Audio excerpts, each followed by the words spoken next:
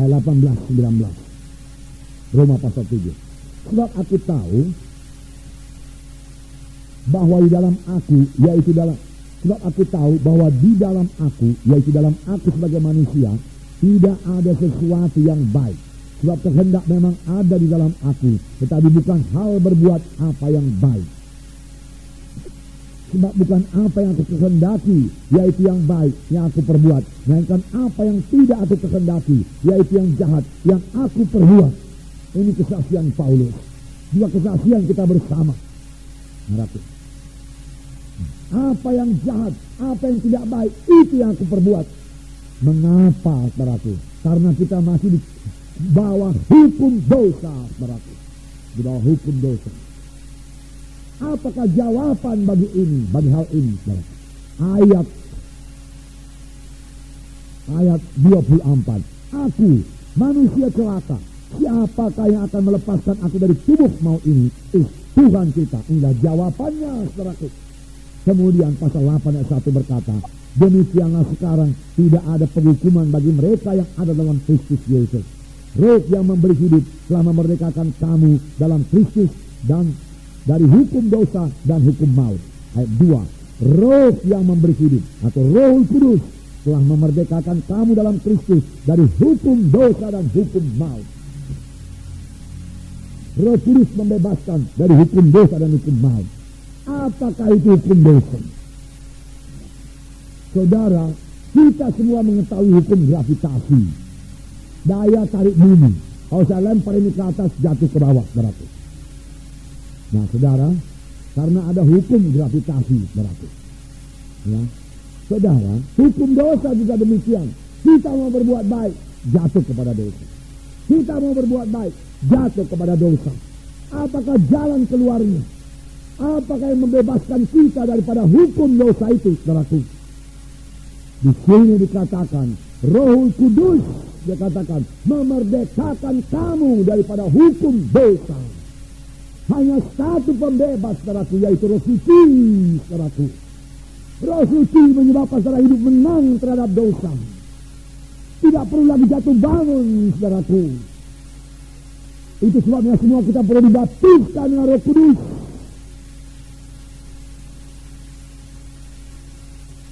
Karena hidup kekristenan kita ini, saudaraku, bukanlah dimaksudkan Tuhan hidup jatuh bangun.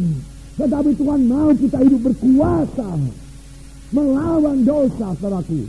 Tuhan mau kita hidup suci, saudaraku. Di dalam dunia ini, dari manakah kita capai itu, saudaraku? Dengan pengetahuan manusiawi kita, dengan kebulatan tekad kita, saudaraku. Berapa kuatkah kita manusia ini, saudaraku? Saudara, sama seperti untuk menerima keselamatan. Kita tidak bisa menerima keselamatan dengan perbuatan baik kita, dengan kekuatan kita, dengan pengetahuan kita, dengan kesanggupan kita. Kita tidak bisa lahir baru. Tidak bisa menerima keselamatan dari Tuhan. Apakah yang menyelamatkan kita? Yesus yang memberi anugerahnya kepada kita, saudaraku. Yaitu dia sendiri, saudaraku, disalib. Memikul dosa kita.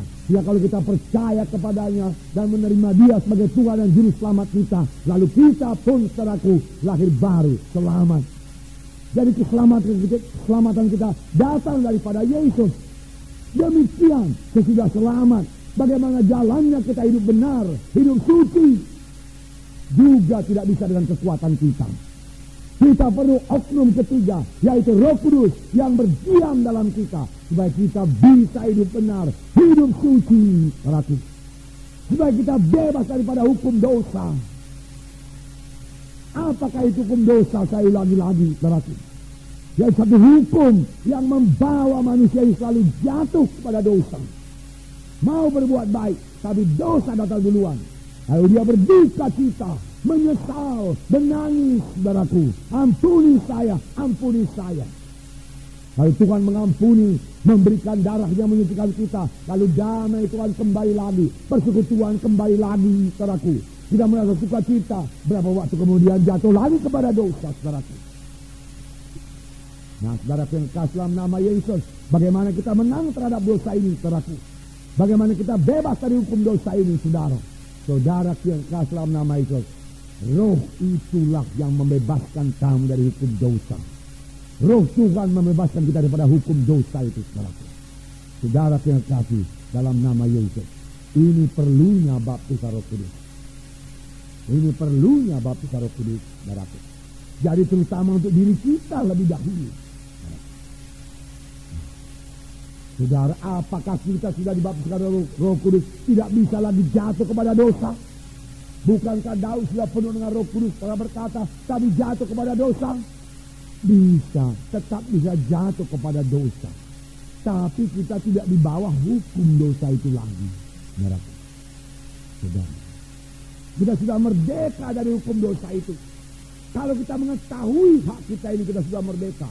Kemudian dosa datang dan kita melawan dosa itu, saudaraku, kita mesti menang. Kita mesti menang. Roh Kudus sudah memerdekakan kami, memerdekakan kami dari hukum dosa dan hukum maut, yaitu Roh Kudus. Haleluya, saudara. Mereka telah oleh kuasa. Tanpa kuasa itu mereka tinggal kecil saja, saudaraku. Padahal Tuhan telah memberikan kuasa itu kepada kita. Menjadi saksi Yerusalem, Judea, Samaria, hingga sampai ke ujung bumi.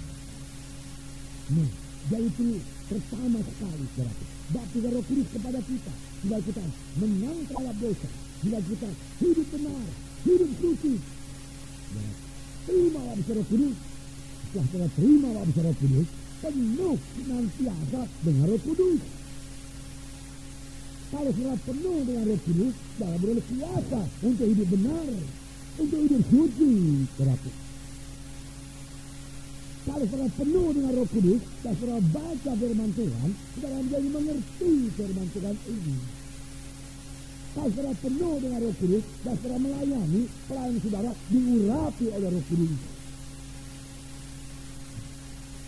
Jadi untuk diri kita sendiri, saudara. Yang kedua, saudaraku, Roh Kudus memberikan kuasa dalam pelayanan. Berikan kuasa dalam pelayanan. Sehingga pelayanan kita ini berhasil dan berbuah. Berapa banyak kali kita bersaksi melayani pada tahun 1991, tapi tidak berbuah. Tidak berhasil membawa jiwa itu kepada keselamatan. Saudara, untuk berbuah itu perlu kuasa, saudara, kuasa. Kuasa Roh Kudus yang mengurapi kita. Saudara, sehingga kalau kita memberitakan firman Tuhan ataupun bersaksi, ada urapan Roh Kudus. Kalau ada urapan Roh Kudus, apakah akibatnya? Saya bacakan dalam Kisah Rasul pasal 2. Kisah Rasul pasal 2 ayat 37. Saudaraku, ini Petrus yang berkhotbah. Saya bacakan. Ketika mereka mendengar hal itu, hati mereka sangat terharu. Lalu mereka bertanya kepada Petrus dan rasul-rasul yang lain, apakah yang harus kami perbuat, saudara-saudara? Nah, saudaraku, di sini Petrus berkhotbah. Dia berkhotbah pada hari Pantekosta. Saudara boleh baca khotbahnya pada ayat sebelumnya, di mana Petrus berkata, ini bukan mabuk anggur, hari baru pukul 9 pagi, tetapi inilah yang dikatakan oleh Nabi Joel, pada hari terakhir aku akan mencurahkan rohku terhadap sebuah manusia, anakmu laki-laki dan perempuan akan bernubuat, dan seterusnya, dan seterusnya. Akibatnya bagaimana? Di sini dikatakan, ketika mereka mendengar hal itu, hati mereka sangat terharu. Mengapa hati mereka sangat terharu? Dan mereka berkata, apa yang bisa kami perbuat? Apa yang kami perbuat? Saudaraku, mereka terharu karena ada kuasa Roh Kudus dalam pemberitaan Petrus. Ada urapan Roh Kudus dalam pemberitaan Petrus. Roh Kudus yang menghidupkan firman Tuhan itu membuat hati mereka terharu dan mau bertobat. Sehingga mereka bertanya, kalau begitu, apa yang perlu kami berbuat ini? Apa yang perlu kami perbuat ini? Dan Petrus menjawab dalam ayat 38. Jawab Petrus kepada mereka, bertobatlah dan hendaklah kamu masing-masing memberi dirimu dibaptis dalam nama Yesus Kristus untuk pengampunan dosamu, maka kamu akan menerima karunia Roh Kudus. Sebab bagi kamulah janji itu, dan bagi anak-anakmu, dan bagi yang masih jauh, yaitu sebanyak yang akan dipanggil oleh Tuhan Allah kita. Saudaraku, ayat 41, orang-orang yang menerima perkataannya itu memberi diri dibaptis, dan pada hari itu juga jumlah mereka bertambah kira-kira 3.000 jiwa. Saudaraku, mereka bertobat 3.000 orang. Mereka terharu oleh kuasa Roh Kudus, oleh kuasa Roh Kudus. Nah, saudara kita dalam nama itu, kita perlukan pelayanan seperti ini, saudara. Yang membawa jiwa-jiwa mereka terharu, mereka berduka cita, membuat jiwa-jiwa mulai memikirkan keadaan jiwanya. Kemana aku? Oh, binasa aku orang berdosa ini. Apa aku berbuat supaya aku berdosa selamat? Tobatlah dan beri dirimu dibaptis dalam nama Tuhan Yesus. Lalu kamu akan beroleh anugerah Roh Kudus. Petrus sendiri mengatakannya, setelah kamu memberi dirimu dibaptis, bertobat dan memberi dirimu dibaptis, lalu kamu akan beroleh anugerah Roh Kudus. Lalu kamu akan dibaptis dengan Roh Kudus. Baptisan Roh Kudus. Baptisan Roh Kudus. Baptisan Roh Kudus. Kita melihat pelayanan Tuhan yang sangat berkuasa, berarti. Dan Tuhan melayani sesudah dia dipenuhkan dengan Roh Kudus. Pada waktu umurnya kira-kira 30 tahun. Sebelum itu, saudaraku, Tuhan tidak melayani, saudaraku. Tidak melayani dalam pelayanan yang membawa jiwa-jiwa kepada pertobatan, keselamatan. Tidak. Banyak di antara kita sudah melayani di bawah umur 30. Tetapi Tuhan Yesus pada waktu umur 30 tahun baru dia mulai melayani. Kenapa? Karena pada waktu itulah Roh Kudus turun atasnya, berlembaga sebagai seekor merpati. Sesudah Roh Kudus turun ke atasnya, atau kalau bagi kita sekarang, sesudah kita dibaptis dengan Roh Kudus, barulah kita mulai melayani. Akibatnya bagaimana? Orang berbondong-bondong mengikuti Tuhan Yesus. Yang sakit disembuhkan, yang terikat bebas, yang lumpuh berjalan, mujizat terjadi, tanda ajaib terjadi. 5.000 orang mengikuti Yesus pada satu waktu. Dan setelah 2 hari mengikuti Yesus, hati Yesus tergerak oleh belas kasihan. Lalu Tuhan Yesus berkata, berilah mereka itu makan. Dan pada waktu itu Filipus belum dipenuhkan dengan Roh Kudus. Andreas belum dipenuhkan dengan Roh Kudus. Murid-murid yang lain belum dipenuhkan dengan Roh Kudus. Mereka tidak tahu mujizat Tuhan. Dan mereka berkata, bagaimana memberi makan di padang belantara ini? Uang 200 dinar tidak cukup untuk memberi makan mereka semua. Tidak cukup. Dia katakan. Tetapi Tuhan berkata, suruh mereka duduk berkelompok. Lalu Tuhan mengambil 5 roti dan 2 ikan persembahan seorang anak. Lalu memecah-mecahkannya dan memberikannya kepada orang banyak. Lalu semua makan dan sisanya 12 batu. Mujizat Tuhan terjadi. Orang-orang menahankan dirinya tidak makan untuk mendengarkan firman Tuhan. Mengapa? Karena firman Tuhan itu diurapi. Ahli-ahli Taurat berkata, pengajaran baru, pengajaran lain. Orang-orang berkata, yang begini belum pernah kami lihat. Kuasa apakah itu, saudaraku? Kuasa Roh Kudus. Kuasa Roh Kudus, saudaraku. Haleluya, saudara. Ini yang kita butuhkan pada akhir zaman ini, saudaraku. Melayani dengan kuasa Roh Kudus. Hidup dengan kuasa Roh Kudus, saudaraku. Roh Kudus memenuhkan kita, saudaraku. Saudaraku yang kasih dalam nama Yesus, saudaraku.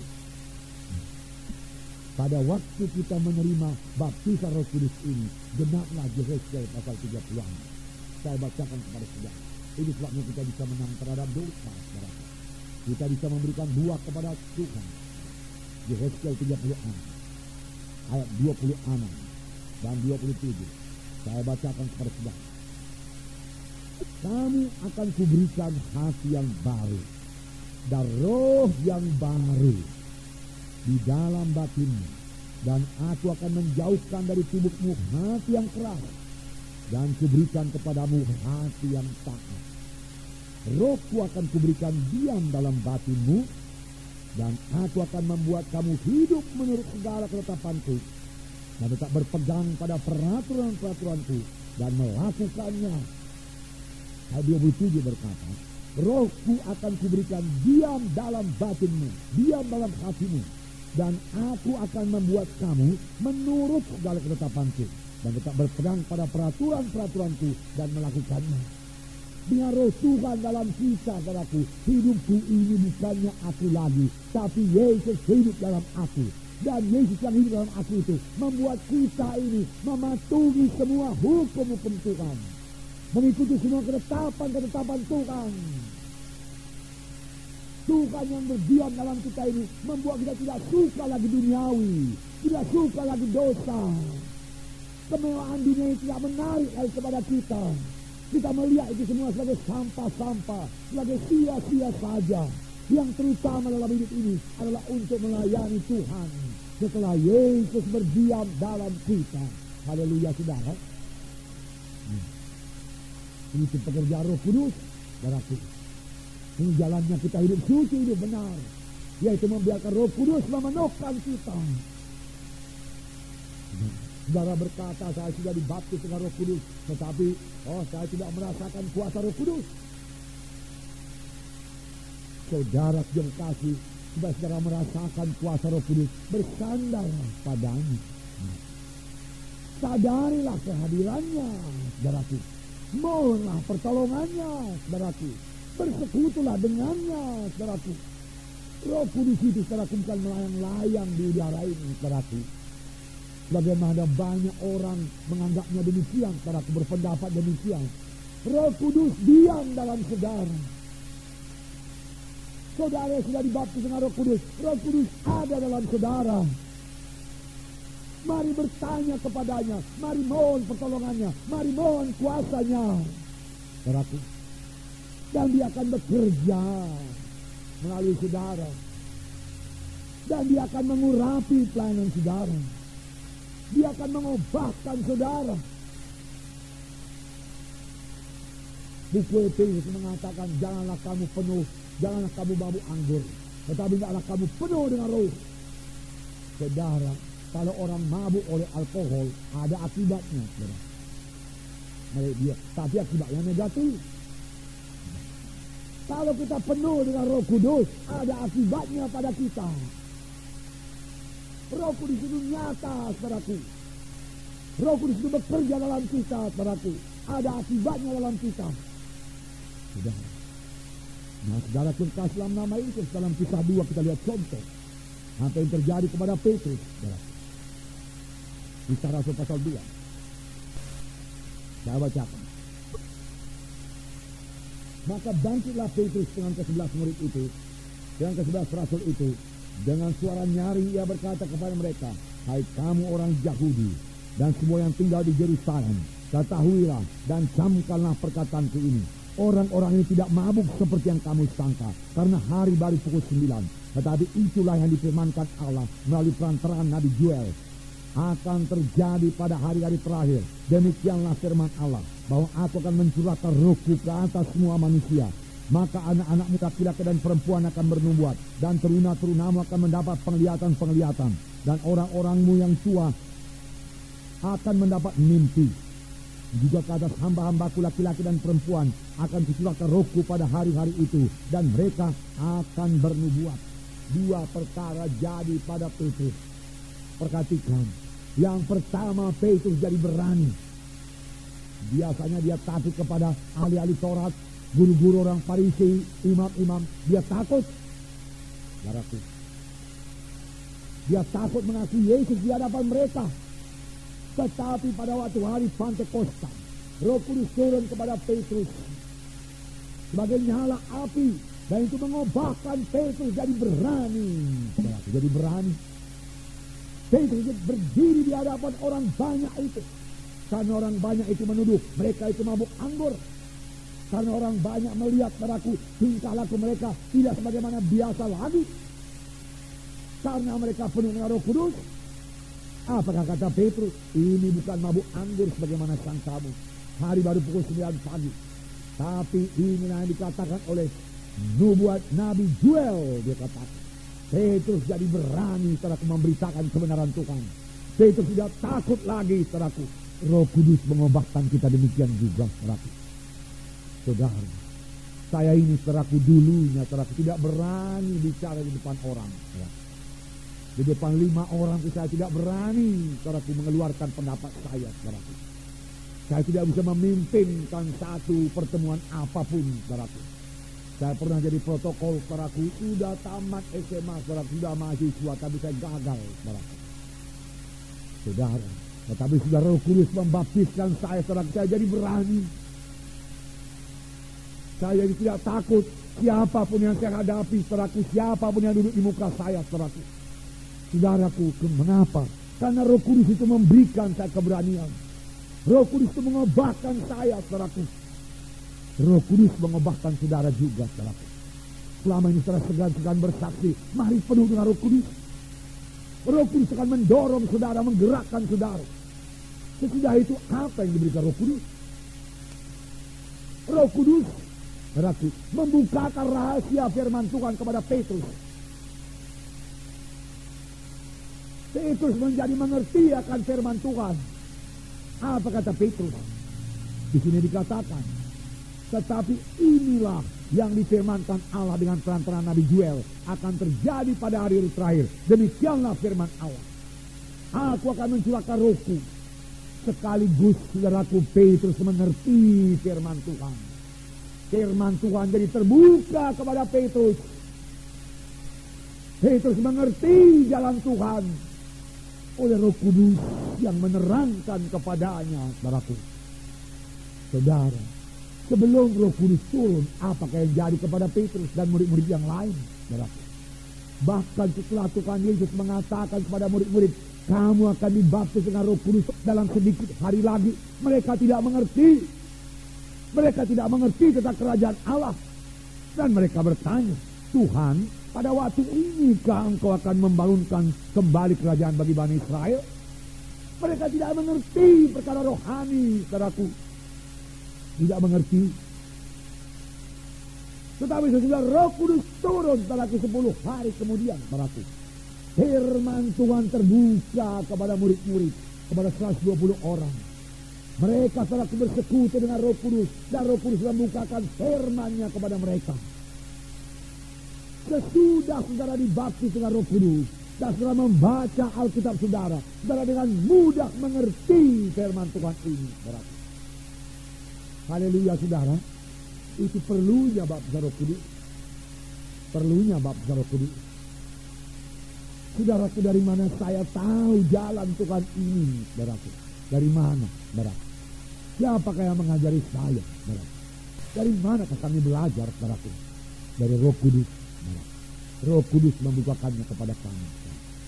Kapan kami baca firman Tuhan, Roh Kudus bicara. Ini dia artinya.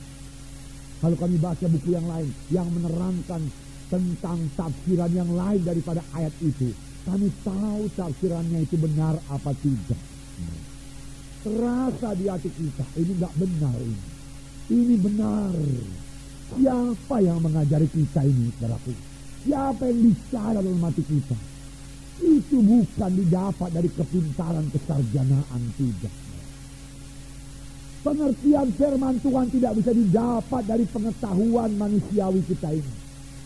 Apapun titel kita, saudaraku, sarjana apapun kita, saudaraku, saudara, itu tidak membukakan rahasia firman Tuhan, saudaraku. Hanya satu yang bisa menerangkan firman Tuhan ini, yaitu Roh Kudus, guru itu. Karena firman Tuhan berkata, dia akan memimpin kamu kepada segala kebenaran. Tidak ada yang lain, saudaraku. Itu sebabnya saya tidak mau menduka citakan Roh Kudus.